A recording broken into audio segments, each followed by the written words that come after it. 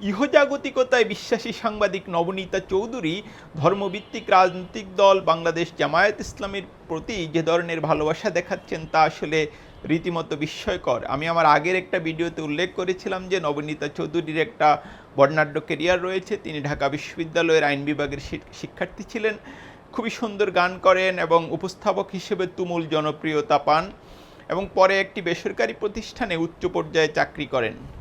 বর্তমানে তিনি সরব আছেন ইউটিউব শোতে। আমি সর্বশেষ তার যে ইউটিউবে যে ভিডিওটা দেখছিলাম সেখানে খেয়াল করলাম যে জামাতের প্রতি তার অপরিসীম ভালোবাসা।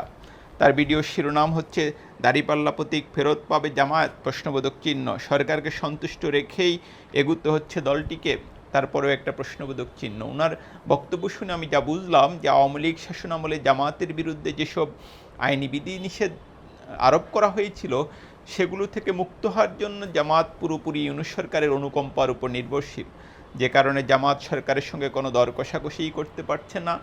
নিঃশর্তভাবে প্রফেসর ইউনূসের সরকারকে সমর্থন দিয়ে যেতে হচ্ছে। উনি অবশ্য প্রফেসর কথাটা বলেন না।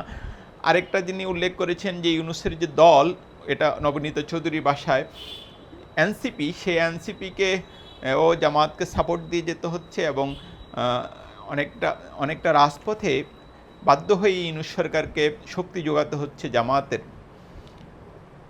এবং যেটা বোঝা যায় যে এই যে জামাতের এই অবস্থা, এটার জন্য আসলে মনে হচ্ছে নবনীতা চৌধুরীর মনটাও হয়তো খারাপ।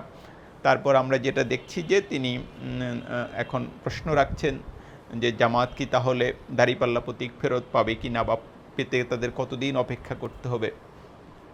তার এই ব্যাখ্যা অবশ্য আমি কিছুটা বিস্মিত এবং হতাশ হয়েছি। আমি যেটা আগেই উল্লেখ করেছি যে তিনি ঢাকা বিশ্ববিদ্যালয়ের আইন বিভাগের শিক্ষার্থী ছিলেন।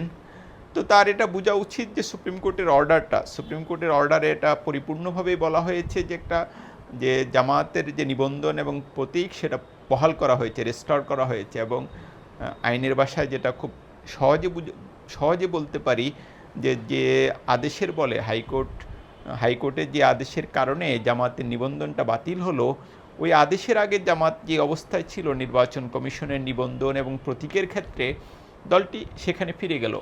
সুতরাং নির্বাচন কমিশন যে কাজটা করবে এটা পুরোপুরি আনুষ্ঠানিকতা।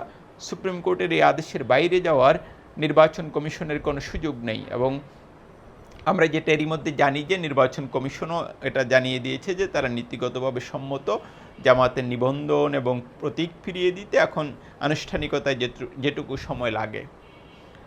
আরেকটা আপনাদের মনে আছে নিশ্চয়, কয়েকদিন আগে জামাতের আমিরকে নিয়ে আরেকটি ভিডিও তৈরি করেছিলেন নবনীতা চৌধুরী, যেখানে তিনি উল্লেখ করেছিলেন যে জামাত আমির দোহায় যাচ্ছেন এবং সেখানে মার্কিন চার্জ দ্য পেয়ার্স সহ আরও কারা কারা যেন খুব গুরুত্বপূর্ণ ব্যক্তিরা বৈঠকে বসবেন, অনেকটা হিন্দি সিনেমার কাহিনীর মতো।